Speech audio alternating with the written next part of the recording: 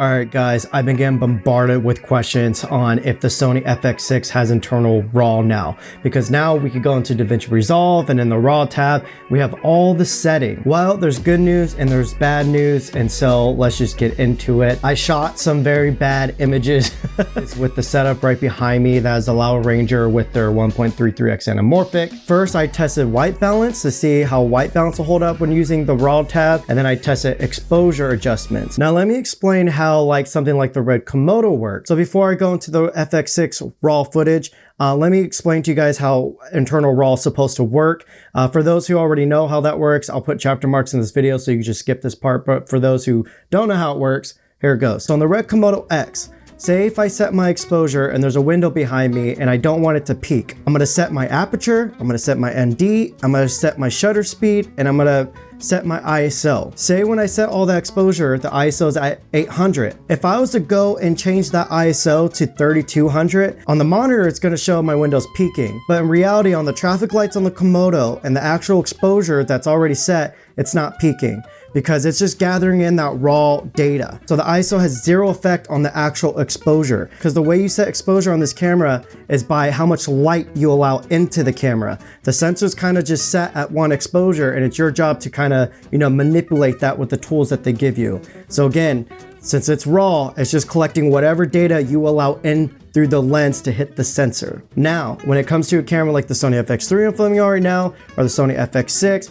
or even the DJI Pocket 3 over here, what's different is the ISO gets baked into that exposure. So let me show you guys the evidence here. You guys see this is all of our exposures. Again, I did not like this to be pretty. So the first few shots will just be white balance tests, and then we'll do a ISO exposure test. So this one's at 5600 Kelvin, and this is at 800 ISO.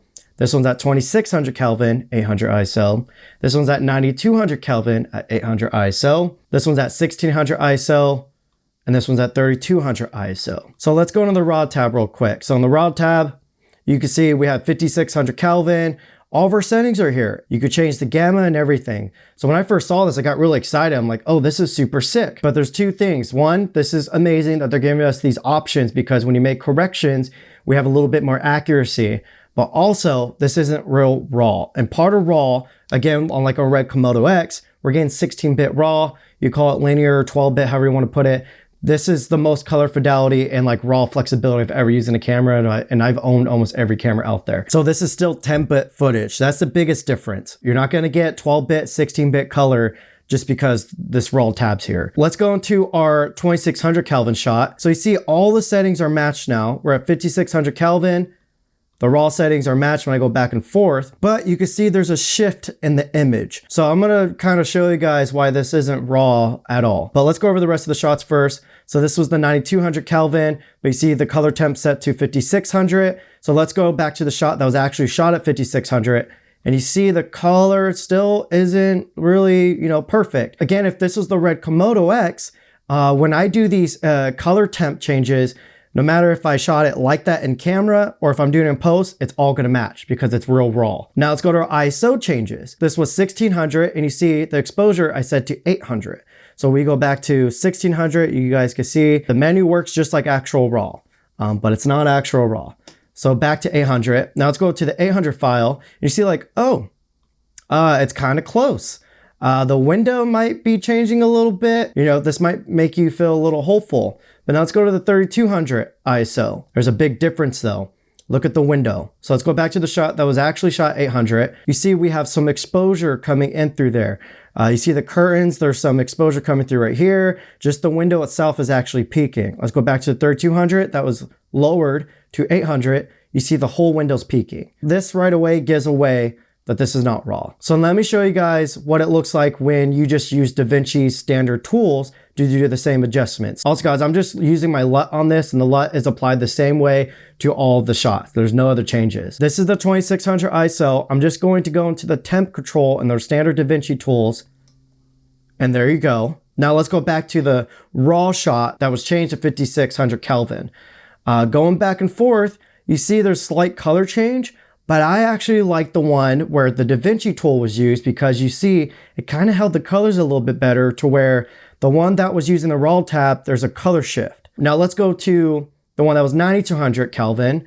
On this one, instead of using the standard white balance tool in DaVinci, I went to the HDR wheels and I set the gamma and color space to the correct S-Log3 and S-Gamut3 Syn modes. So this is going to manipulate the exposure and the color perfectly for that log. So you see down here, the way that the temp works in this is totally different.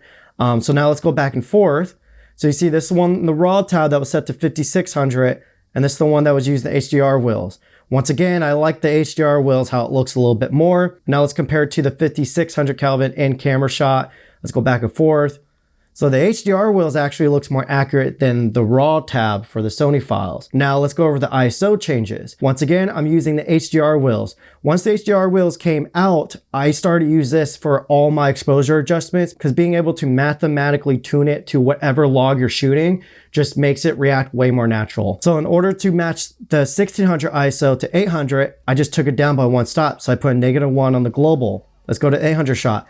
You can see the exposures matched perfectly to the 800, except for the peaking that we're getting in the curtains here that we lost because that ISO change is being baked into the exposure. Now let's do the 3200. You can see the overall exposures being perfectly tuned to go back -2 stops to match the 800 in camera shot. But we still blew out those highlights, so we're still losing those highlights. So I hope this explained to everybody that the internal RAW on the Sony FX6, yes, I think it will help some people to make more accurate shifts on the exposure and the white balance, but in reality, you could do literally the same exact shifts and changes with just the standard DaVinci tools, which is super cool that Sony's giving us that option. That's very unique, that's different. I haven't seen any other camera give us those options, but pretty much what it's doing is just messing with the metadata, and it's not actually giving us all the flexibility of true RAW. But yeah, I hope that explains things to people that are thinking that, you know, they're getting RAW now. I'm hoping that Sony FX2 has RAW, but yeah, that's it. I'm rambling now. Peace.